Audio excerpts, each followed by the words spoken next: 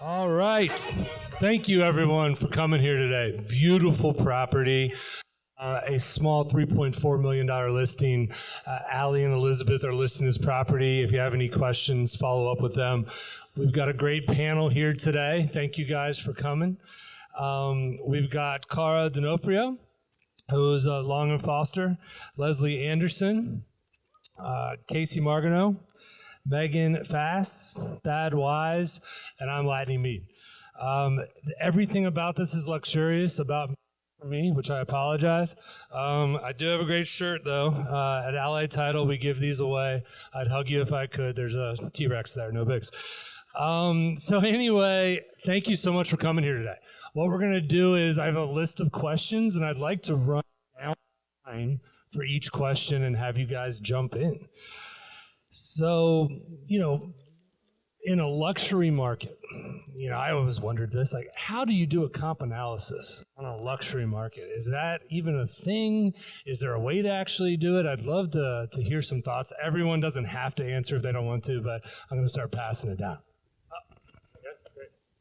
Yeah, so I think that as it's not as easy, obviously, as like if you're looking at a 2-bedroom, 2-bath comp, that there's like plenty of comparables to compare it to. So I think when you're looking in luxury, sometimes it can be a little subjective, and often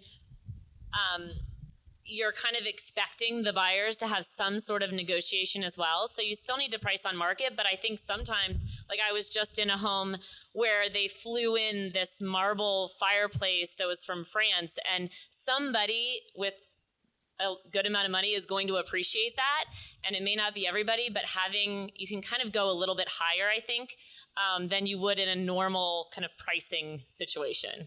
And the other thing to that is that I think that having a good amount of people around you that, a good broker or an agent in your office that can help sometimes with giving their opinions, especially in a really, really unique property, is really important. Same question?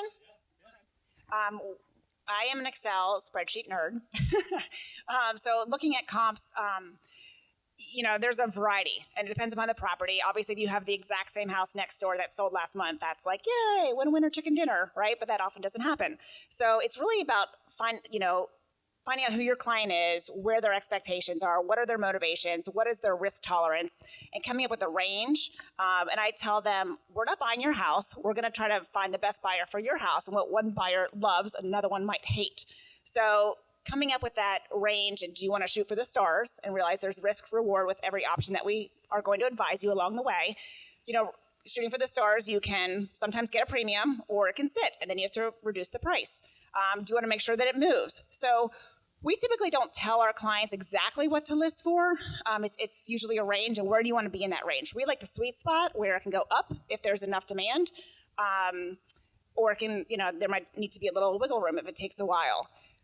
One thing we also look at it's not a way to price a property, but everybody looks at tax assessments. So we look at the neighborhood. Do they sell at 120%? Well, why are we trying to list at 150% or 90%? So it's a one little piece of the puzzle, dollar per square foot.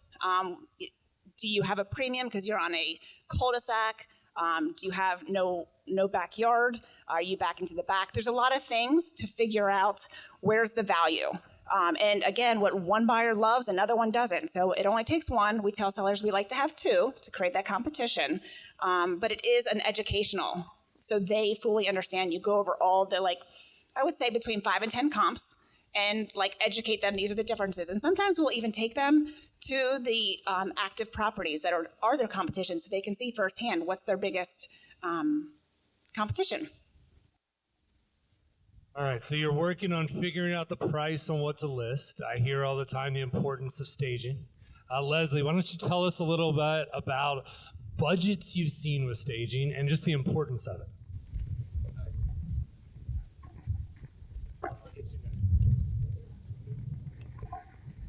Okay, so obviously we have several different budgets that we work with within home staging quotes. And for those of us that work in the luxury market, we kind of have to determine the first thing that we do is we go into the property and figure out what is the absolute necessary things that we need to do to stage.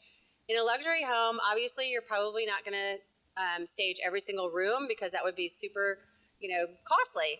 But at the same time, we have to provide a wow factor. And I think when you walk into a luxury home, you have to draw them in. And so what does that take? That takes somebody who is able to identify with the seller and know kind of what the market is for this type of home, know what those buyers are looking for. So for when we do luxury stagings like this, we price in absolutely wholesale furniture. This is not the time to go to Home Goods and look for some pieces for your staging. You have to have this planned out, and it's part of our strategy throughout the year so that we are able to accommodate as many luxury stagings as we get the business for. So as a budgetary conversation, we typically talk about 1% of the list price as far as what you can expect for fixing up the home and including the staging cost. So that's what we tell our agents that we're working with on luxury properties. Great, thank you. As a reminder, try to hold the microphones close to the mouth as possible, so they can hear it out there. That was great, Casey. I didn't forget about you over there. Couple things. All right, is this working? So you list a house. We figured out the price. We figured out the staging. How do you find buyers for luxury homes? Where do you go? How do you differentiate yourself? Well, I've been marketing for a long time. And one of the ways, where all buyers come from is the internet. Buyers are out there looking for themselves. They're not relying on real estate agents to find their home anymore. It's all on the internet. So the most important thing is that you have a good presence on the internet. So since 2006, we've done YouTube walkthroughs on the house where we actually show the house and we explain the different things that are in the house, that marble fireplace that nobody cares about, but it's something that you want to talk about and make a big deal about, and go through the house, the neighborhood, the community, where the closest coffee shop is, that type of thing. And then you also have to have excellent pictures. So we wound up having actually 4 photo shoots on every house that we do because I only do luxury end property.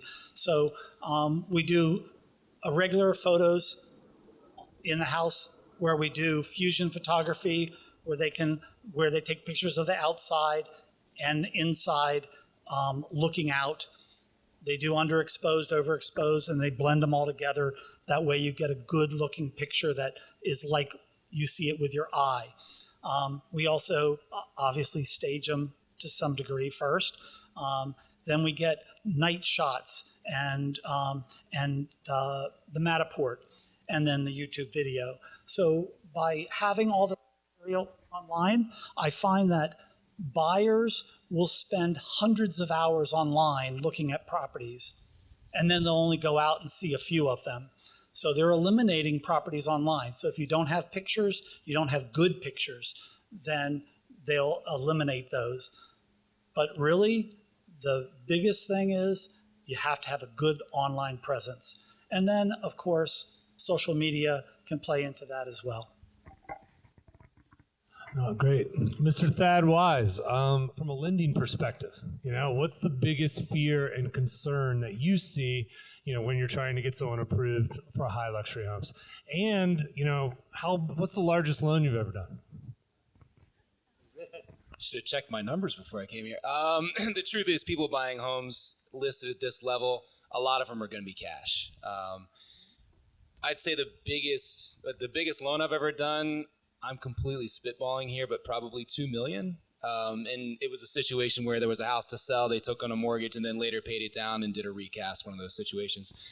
But let's say you do have somebody buying here and they're not saving enough cash to buy this. A lot of times they'll have another home with a decent amount of equity. So it's really just having the conversation with the client who maybe hasn't done this before, moving up like this without selling their home. Home sale contingencies, as most of us know, are more challenging. Sometimes at the higher market, you can work those in, but assuming it doesn't work, it's just having the conversation of, and it's mostly educational, because usually people can buy this house without selling the other house. They just need to see how the numbers work. I had a conversation this morning, a little lower sales price, but they owned a 1.1 home free and clear. They were looking at 1.5, and they seemed kind of intimidated how to make that work. They were asking about bridge loans and stuff like that. It was really pretty simple. Do you have the liquidity from your own funds to get to 20% down? Because that gives you the cheapest rate environment. And then I'll show you a bridge loan on your current home to get that down payment, and then talk to your financial people. What's cheaper, paying capital gains or liquidating these other things that you may not want to move?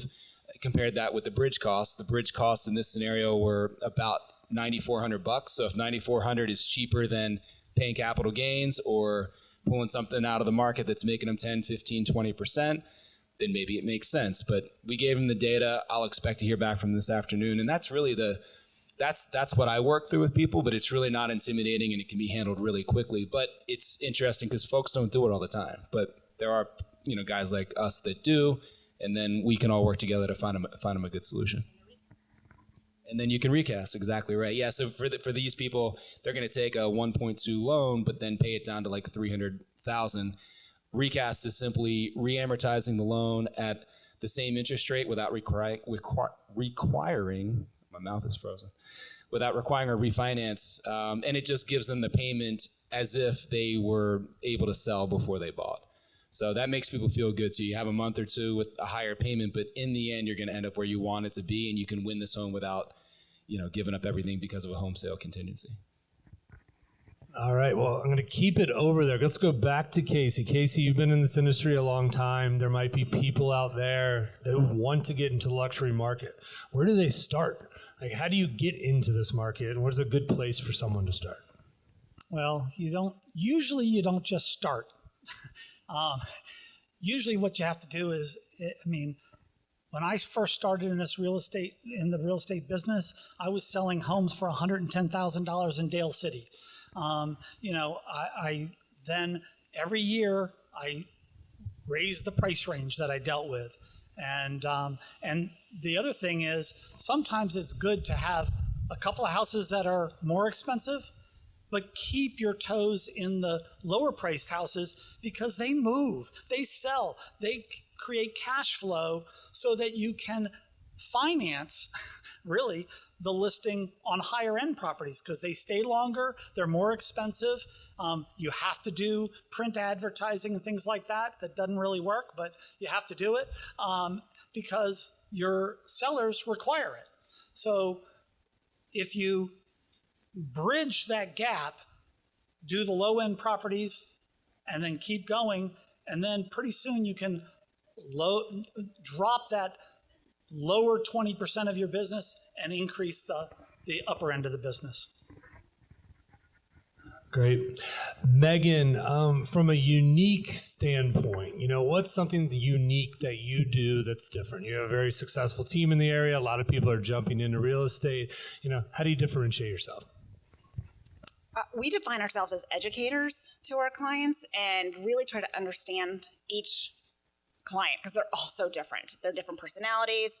It's, do you have a very strong bulldogish client, right? So you got to manage them a certain way versus the very timid, like nervous Nelly, I don't know what to do. It's figuring them out to make them comfortable that you are going to do everything in their best interest. And you're going to help them navigate this stressful process and get to what their goals are. And figuring that out and getting that information out of them and asking the right questions so you can best help them. So I think once they've, you've earned their trust, it's a wonderful experience. And, it's very, very rewarding to help them get through that next stage of life, no matter what that is. And then they refer clients, their neighbors, and that's just how our business has grown. All right, Kara. So one thing that people were asking earlier, and I was asking, what questions do you have? Do people ever buy properties like this to rent out, to cash flow purposes? Or who buys a property like this home right here? Is it usually their principal residence? Is it usually a vacation home? Is it a combination? I see it as more of a combination. I don't necessarily think many people are looking at this as an investment as a cash flow perspective, unless maybe they're planning on doing some type of B&B and that's allowed, and maybe as a second home. I mean, I do see them more as second homes, but or primary, less investment. Yeah, but I also wanted to just piggyback one thing on when you were talking about how do you kind of break into the luxury market, and what do you do to attract buyers just to work with in the luxury space?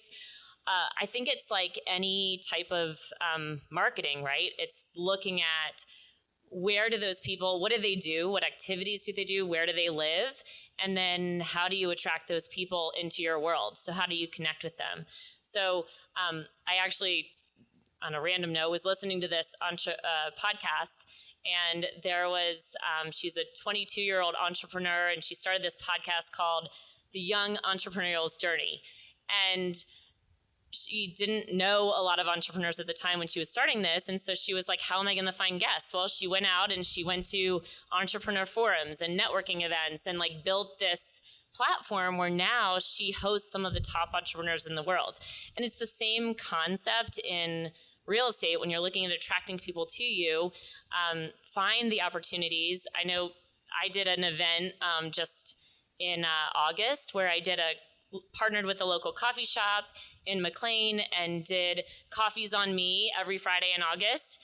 And I met a lot of people and connected with a lot of them. And now I'm working with a $3 to $4 million buyer out of that event. So it's figuring out where do they go, where do they have coffee, where do they eat, and then figuring out how to connect with those people.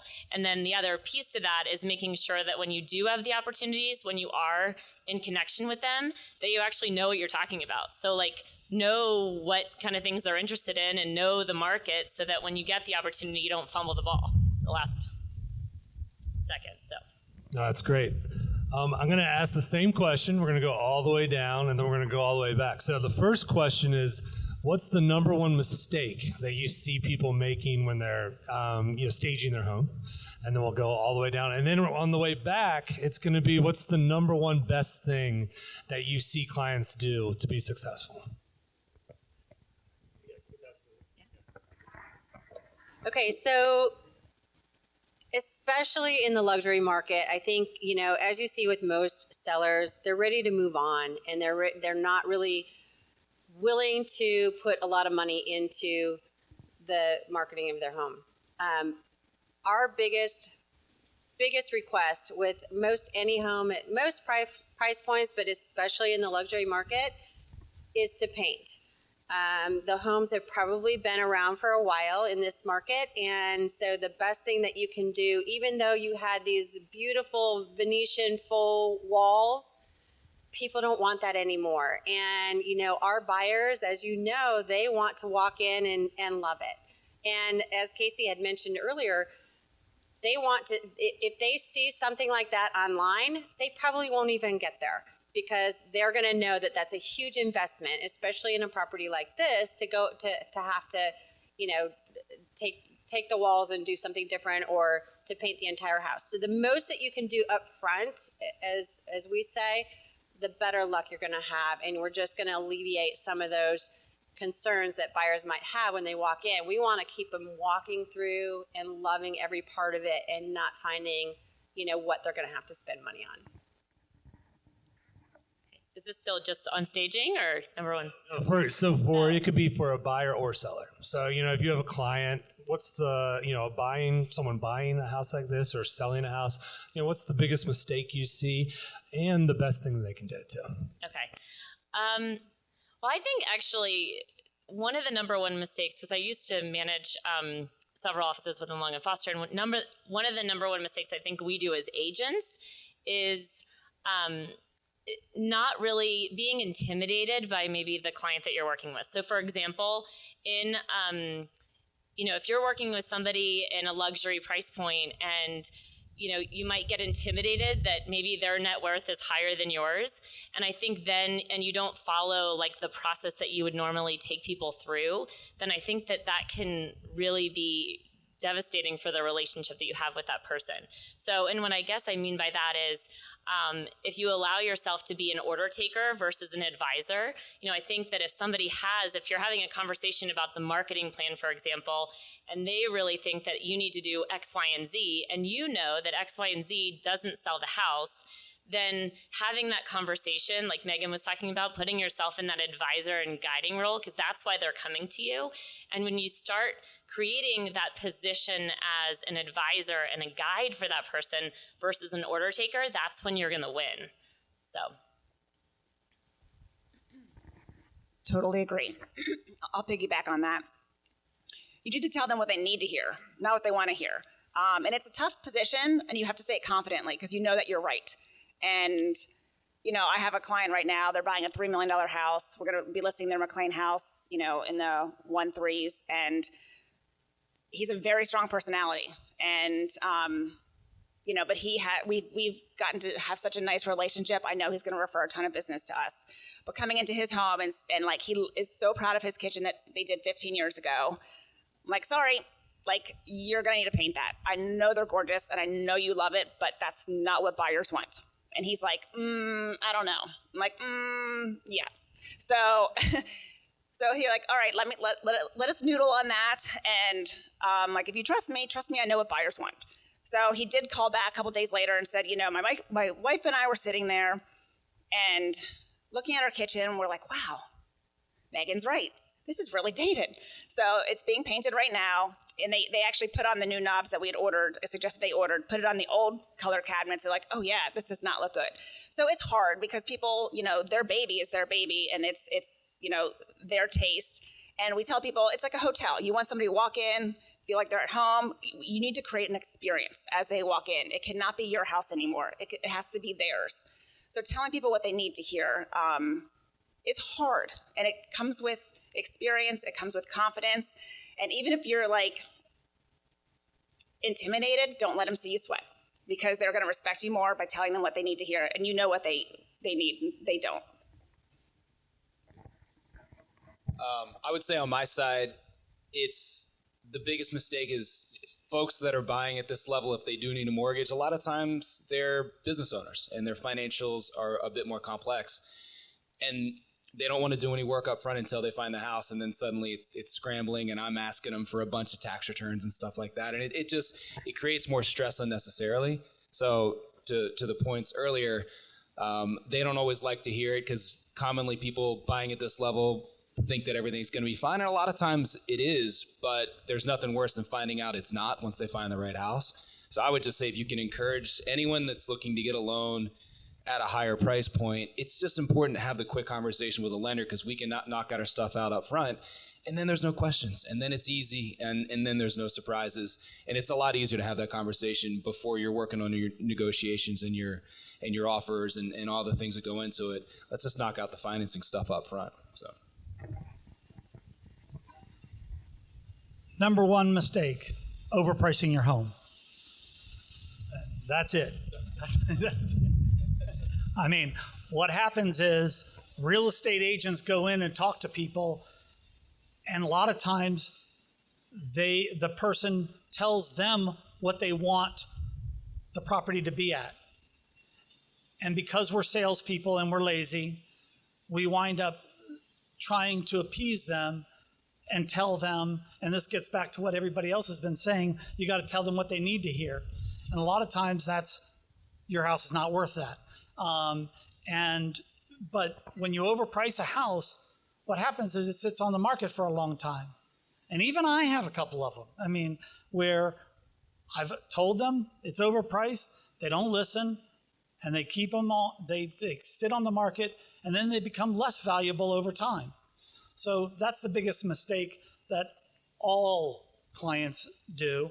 And from an agent standpoint, I think it's very important, and it gets back to the very first question that he asked was, how do you price a house? How do you tell somebody what their house is worth? And what you need to do is put homes by price range below what they want and above what they want, and kind of guide them through and show them these houses where they sold at and what they sold for.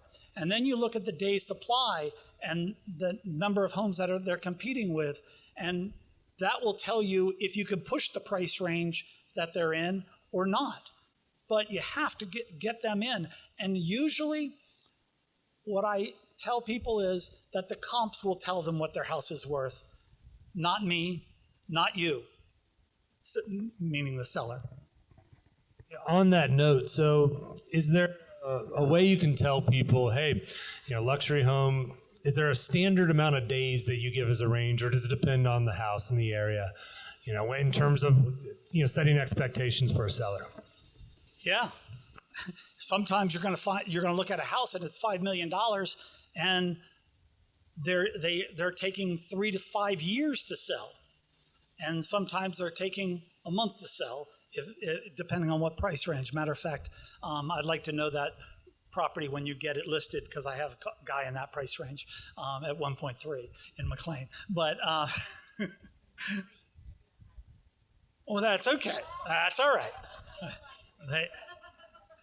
But, for example, I looked at a person's house the other day, and there was 3 homes on the market in their zip code, and none of them were in their neighborhood, in their exact area.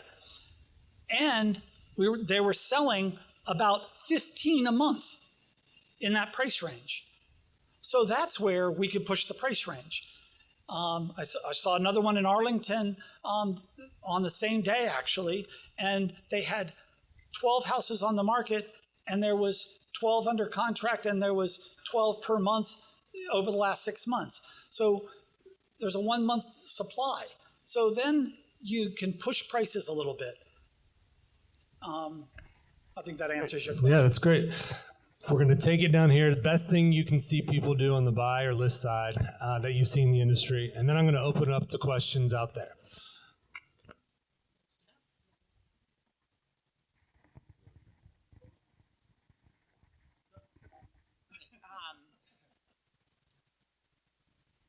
A lot of times people are asking us, when should we buy? When should we sell? How do we time the market? And it's not about timing the market. It's about timing your life. So we ask a lot of questions.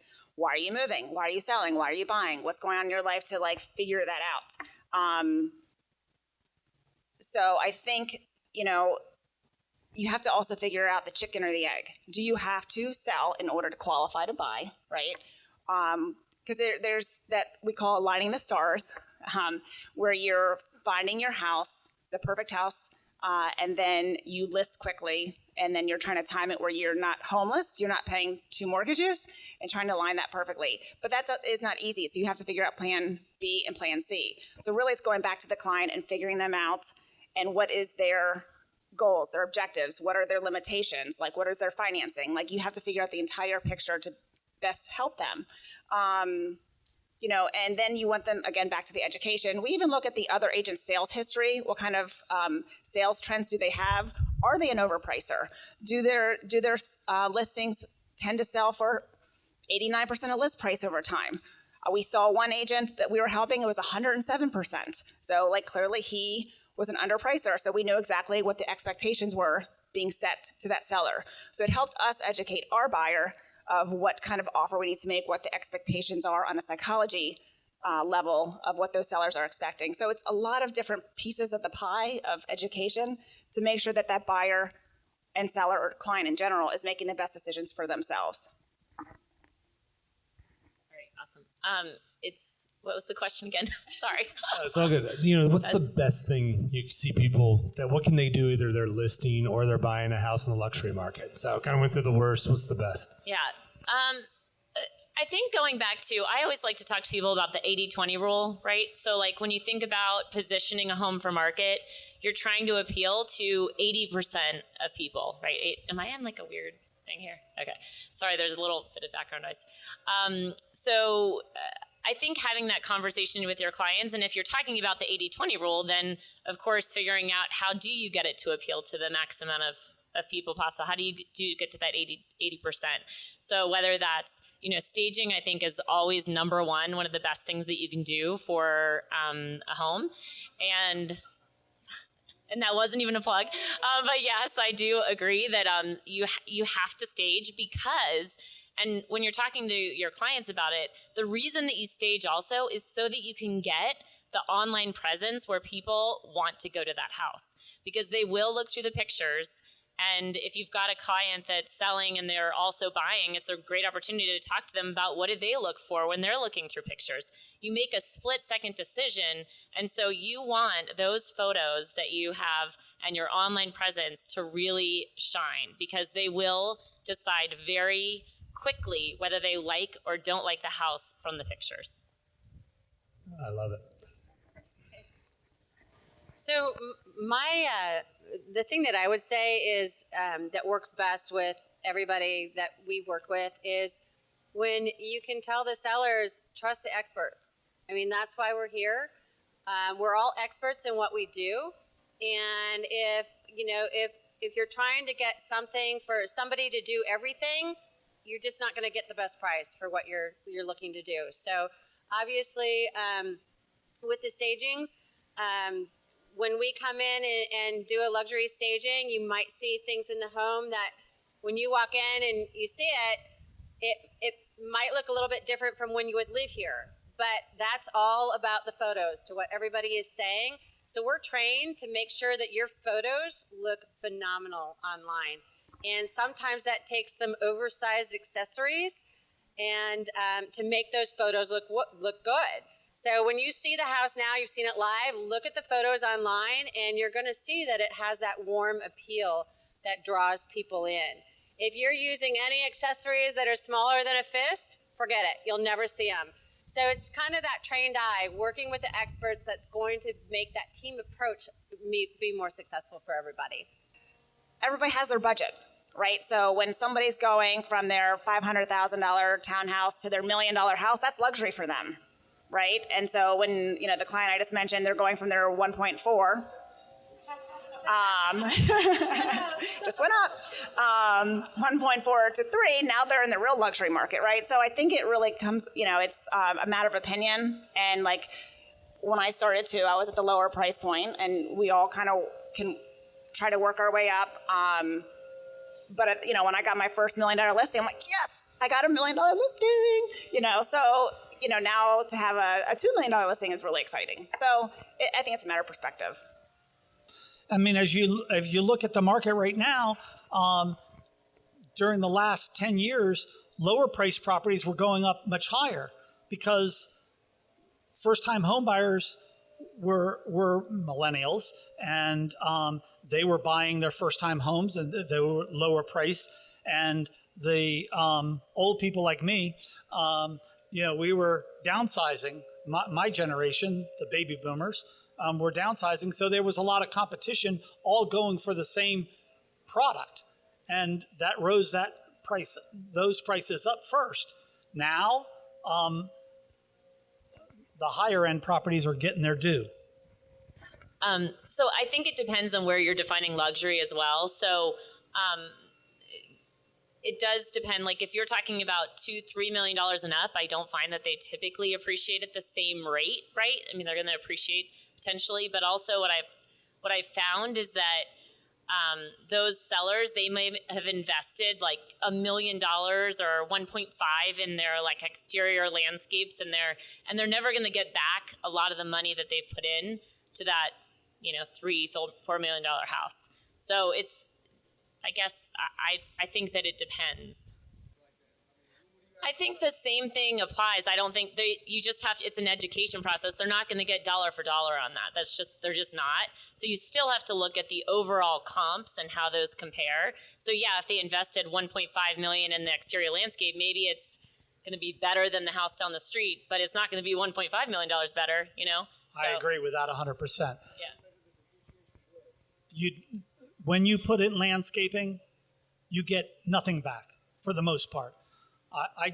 I'll give you a great example. I had a client of mine. I sold his house in Great Falls. He moved into Maymont. It's a subdivision in Vienna, if you don't know. But before he moved in there, before he bought it, I told him everybody that's buying in that neighborhood is losing $500,000 just by buying. But he said, I don't care. I want to live there anyway, and I'm going to be there for a long time. I just sold his house this summer. It wasn't that long. But he did spend $1.5 million decorating it, doing a pool, doing landscaping, and all that kind of stuff. And he lost $1 million now. So he did get extra money, and he did get the highest price ever in that neighborhood for a resale. But he didn't get his money back that he put into it at all.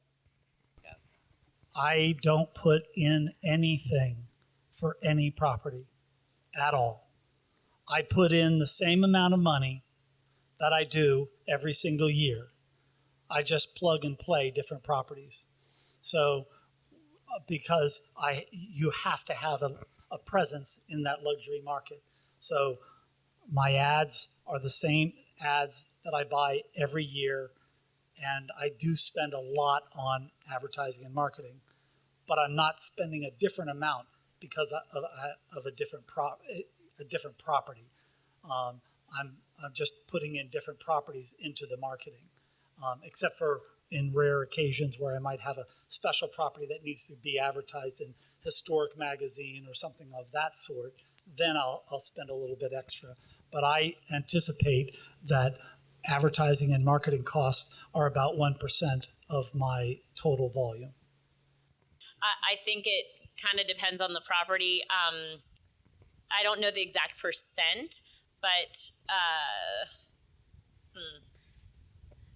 I do think you need to touch on spending a lot of money in the print side. I agree that if you're going to be known as kind of the luxury expert, then you need to invest in print. It's not necessarily going to sell the house. We know that. So you look at your total dollar on the. It's part of your overall marketing budget as putting like print pieces, and I agree, plug and play into this. We don't do print. Like you said, we don't think it sells houses. No, it doesn't. But it's really good marketing for yourself. So if you're looking to get into that, and that's probably a way in to be able to print. But we work on referrals a lot and online exposure versus the print. So I think every business and agent and team has their own methods of what works for them. Thank you guys very much for being here today. I know you're very busy. We really appreciate the panel coming out here. Thank you guys for checking out the house. I know there's food and drinks. Feel free to stay around and check out the house. Allie and Elizabeth over there are listing the property, so feel free to ask them with any questions. Thank you guys so much for your time.